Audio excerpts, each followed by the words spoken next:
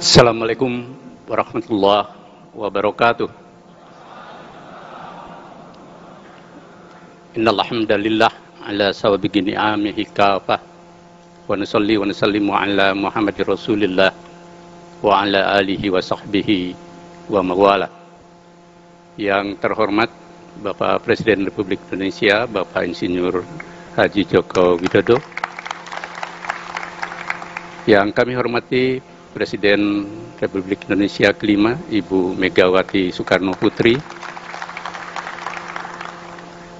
para anggota Kabinet Indonesia Maju, mohon maaf tidak bisa saya sapa satu persatu karena waktu terbatas. Bapak Panglima TNI, Bapak Kapolri, dan Bapak Gubernur, para tokoh nasional, anggota pimpinan pusat Muhammadiyah, pimpinan pusat Aisyah, Ananda, Ketua Umum pimpinan pusat Pemuda Muhammadiyah, para tokoh pimpinan lembaga negara, pimpinan partai politik, dan semua undangan yang tidak bisa kami sapa satu persatu, dan seluruh peserta muktamar dan penggembira Muktamar Pemuda Muhammadiyah. Selamat dan tasyakur binikmah atas acara pembukaan untuk Muktamar Pemuda Muhammadiyah di Balikpapan, Kalimantan Timur. Semoga muktamar berjalan baik, lancar, dan mengikuti Muktamar Muhammadiyah Aisyah yang uswah hasanah dengan penuh martabat dan berkemajuan. Yang kedua, kami mengaturkan terima kasih pada Pak Presiden bersama seluruh anggota Kabinet Indonesia Baru yang menaruh perhatian begitu rupa pada Angkatan Muda Muhammadiyah, khususnya Pemuda Muhammadiyah pada hari ini. Pak Presiden termasuk Presiden yang paling sering menghadiri acara Muhammadiyah dan berkunjung ke Menteng Raya 62. Maka kami haturkan terima kasih dan apresiasinya juga luar biasa. Pada milad ke-108 beliau mengatakan bahwa Muhammadiyah adalah anugerah Tuhan untuk bangsa Indonesia. Khusus kepada ibunda kita, Ibu Megawati Soekarno Putri, spesial terima kasih hadir pada acara ini. Bagi Ananda sekalian, Angkatan Muda Muhammadiyah, Ibu Megawati bukan siapa-siapa, bukan orang lain dari keluarga besar Muhammadiyah. Kalian tahu, ayahnya adalah Bung Karno, ibunya Ibu Fatmawati. Bung Karno adalah anggota resmi Muhammadiyah dan tahun 3842 sewaktu di Bengkulu, beliau resmi menjadi pimpinan Majelis Pendidikan dan Pengajaran Muhammadiyah. Beliau juga tahun 62 ketika menutup muktamar setengah abad menyampaikan, makin lama kata beliau, saya makin cinta Muhammadiyah. Bahkan dia menyampaikan, yang saya sesalkan kenapa setelah saya jadi presiden saya tidak pernah ditarik iuran anggota Muhammadiyah. Beliau menyampaikan kesaksian, sudah lama saya selain jadi anggota Muhammadiyah, saya ngintil. Ngintil itu Dzawil Qurba, menjadi murid spiritual dan intelektual dari Kiai Dahlan. Sejak beliau bertemu usia 18 tahun di Surabaya di rumahnya Cokro Aminoto. Kiai Dahlan lah yang mengajarkan agama. Sampai dia mengatakan, saya masuk Muhammadiyah karena sesuai dengan alam pikiran punya saya, yakni Islam progresif, Islam berkemajuan. Ibu Fatmawati tentu sangat kita tahu beliau adalah putra putri Hasanuddin, tokoh dan konsul Muhammadiyah Bengkulu. Beliau aktivis Nasihatul Aisyah. 4 Januari 1946 ketika Indonesia pindah ke Yogyakarta, ibu kotanya sementara, Bung Karno mengundang tokoh-tokoh pimpinan pusat Aisyah, antara lain Bu Hayyinah, Bu Badillah Zubair, dan lain-lain ke Istana Gedung Agung Jogja. Lalu beliau menyampaikan, bawalah, ajaklah Ibu Fatmawati ini untuk aktif kembali di Aisyah, kata beliau. Lalu di situ diceritakan bahwa Bu Fatmawati menyampaikan, ketika saya menjahit bendera merah putih untuk proklamasi kemerdekaan, saya menyenandungkan lagu Nasiahku. Tapi saya tidak akan nyanyikan lagu itu karena nanti Pak Presiden dan Ibu Megawati bisa-bisa keluar ruangan karena tidak nyaman dengan suara saya. Itu jejak sejarah yang terus berlangsung sampai hari ini sebagai sebuah spirit buat anak-anakku sekalian, bahwa dua tokoh ini, juga Kiai Dahlan dan Nyai Dahlan, adalah para negarawan yang memiliki basis pemikiran selain nasionalisme juga religiositas keislaman Muhammadiyah. Maka ketika hari ini pemuda Muhammadiyah mengangkat tema negarawan dan harmoni membangun bangsa, ambillah spirit itu. Negarawan, kenegarawanan dalam literasi Arab itu disebut dengan futuwah. Berasal dari kata al-fata, pemuda, yakni satria atau kesatriaan. Yakni mereka yang mengutamakan kepentingan umum, kepentingan rakyat, kepentingan bangsa, kepentingan umat manusia, selain dan di atas kepentingan diri dan kelompoknya sendiri. Maka ada 3 hal substansi yang harus diambil oleh Ananda sekalian yang muktamar.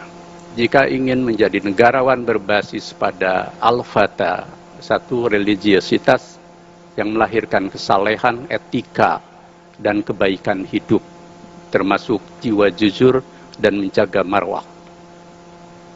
Innahum fityatun amanu wajidnahum huda. Itulah para pemuda yang diberi petunjuk Allah dan di dalamnya bersemi iman yang mencerahkan dirinya dan lingkungannya. Juga punya kemandirian. Pemuda itu laisal fata ma yakunu kana abi, ma yaqulu kana abi, walakin al fata anada. Pemuda dan negarawan bukanlah mereka yang mengatakan inilah ayahku dan tokoh idolaku, tapi katakanlah inilah aku. Dia tidak pernah bersembunyi dan berada di balik ketokohan orang lain, tetapi di dalam dirinya. Yang ketiga, dia harus punya sifat cerdas. Alladzina yastami'una al-qaul fayattabi'una ahsana. Ambil seluruh pemikiran dari manapun datangnya, termasuk dari yang berbeda agama, suku, golongan, dan pandangan politik. Tapi ambil yang terbaik dan gunakan pikiran itu untuk mencerahkan kehidupan. Al-Fata juga harus punya sikap berkhidmat, mengurus urusan orang lain, urusan publik, urusan rakyat. Inna biyadis sabab amrul ummah wa inna fi aqdamiha hayataha. Sesungguhnya dalam telapak kaki para pemuda dan negarawan itu terletak urusan semua umat atau bangsa. Dan di atas telapak kakinya juga dia menentukan hidup dan matinya bangsa atau rakyat. Yang terakhir yang harus juga menjadi orientasi pemuda sebagai Al-Fatah adalah masa depan. Jangan cukup puas dengan hari ini. Kalian adalah pewaris Indonesia ke depan. Subhanul yaum rijalul ghad wa banatul yaum ummahatul ghad. Pemuda dan pemudi hari ini adalah pemimpin di masa depan. Maka jangan pernah instan, belajarlah dari realitas. Yang terakhir, Bapak Presiden, Ibu Megawati, dan para tokoh bangsa yang saya muliakan, 2 hari lalu saya dari Papua.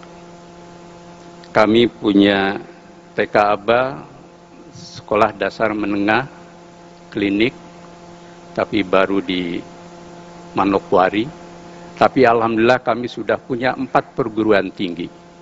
Universitas Muhammadiyah Papua di Jayapura, Sekolah Tinggi Ilmu Pendidikan di Manokwari, Universitas Muhammadiyah di Kota Sorong, mahasiswanya sudah 6.000. Kemudian Universitas Pendidikan di Kabupaten Sorong. Kami sekarang sedang, dan kami kemarin saya sendiri ke Timika dan kemudian ke Jayapura, kemudian saya undang yang dari Sorong. Kami mengazam ingin membangun rumah sakit di Kota Jayapura dan di Kota Sorong. Mudah-mudahan ini bisa dapat dukungan dari Bapak Presiden dan seluruh anggota kabinet, Ibu Megawati.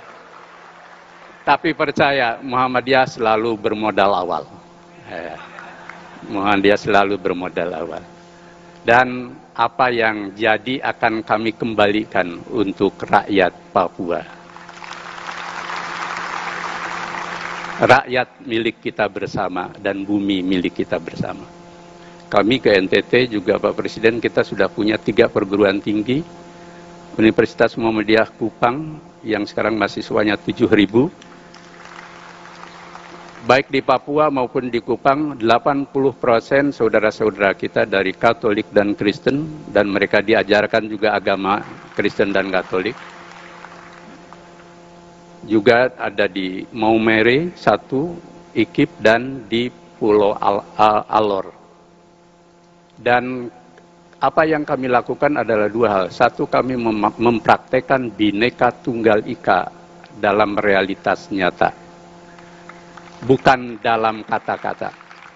Yang kedua, selaras dengan kebijakan pemerintah membangun Indonesia dari pinggir.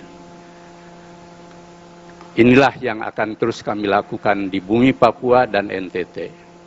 Kita hari ini Kalimantan Timur, kami alhamdulillah sudah punya 10 perguruan tinggi di seluruh bumi Kalimantan.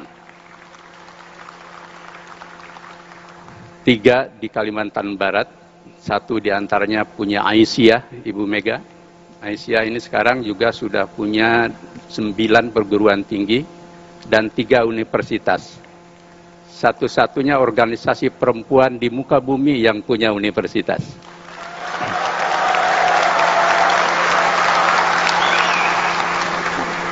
Satu universitas di Kalimantan Tengah, 1 di Kalimantan Selatan, 2 di Kalimantan Tengah, yakni di Palangkaraya dan di Sampit, 1 di Kalimantan Selatan, dan 4 di Kalimantan Timur. 1 diantaranya adalah UMKT sebagai universitas swasta terbaik di Kalimantan Timur dan Kalimantan Utara. Yang rektornya juga ada Prof. Bambang Setiaji yang sangat dikenal oleh Pak Presiden. 1 lagi di Kalimantan Utara. Apa yang kami lakukan dalam 1 proses panjang membangun perguruan tinggi ada 173, kemudian rumah sakit ada 121, dan 363 klinik dan balai kesehatan. Kami ingin terus berkiprah membangun bangsa dengan mencoba untuk memperkuat capacity building dan kekuatan sosial budaya yang akan menjadi Indonesia kemajuan.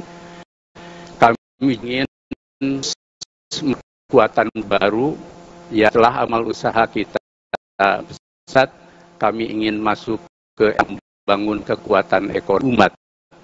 Wah, mudah-mudahan kami lakukan ini merupakan dari sumbangsih untuk negara tanpa pamrih, karena kami semua mewarisi jiwa futuwah dari diri kita. Kedalam KSM Ari dan Bung Karno, Ki Bagus Hadi Bupati dan diri negara adalah tempat kita melatih jiwa alam dan orientakan membangun Indonesia milik kita bersama dan bersama. Assalamualaikum warahmatullahi wabarakatuh.